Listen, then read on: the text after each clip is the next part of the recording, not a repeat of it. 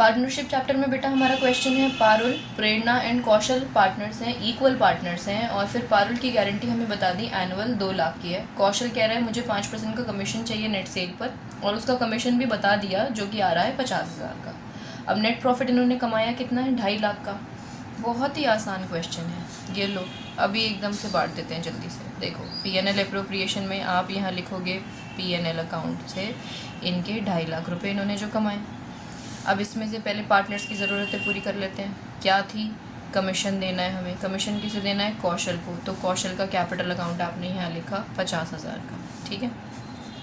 अब आपको एक्स्ट्रा कुछ काम करने की ज़रूरत ही नहीं है। देखो आप यहाँ पर रिमेनिंग प्रॉफिट कितना बच रहा है, 2 लाख का। यहाँ आप लिखोगे प्रॉफिट ट्रांसफ़र टू, ये प्रॉफिट ये ट्रांसफ़र टू लिखा है, ठीक है, आप समझ जाओगे। अब यहाँ पर तीनों पार्टनर्स के नाम लिखने से पहले ज़रा थोड़ा सा एनालिसिस करो, देखना ज़रा।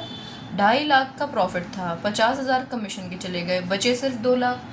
अब ये पारुल की तो गारंटी 2 लाख की थी, यानी आपको फालतू की कैलकुलेशन करने की ज़रूरत ही नहीं है। ये 2 लाख उठाओ सीधा और यहाँ ये पारुल के कैपिटल अकाउंट में लिख दो कि 2 लाख रुपए सीधे सीधे किसे पहुँचे, पारुल को पहुँच गए। ओके, क्योंकि बाकी पार्टनर्स को दे ही नहीं सकते आप।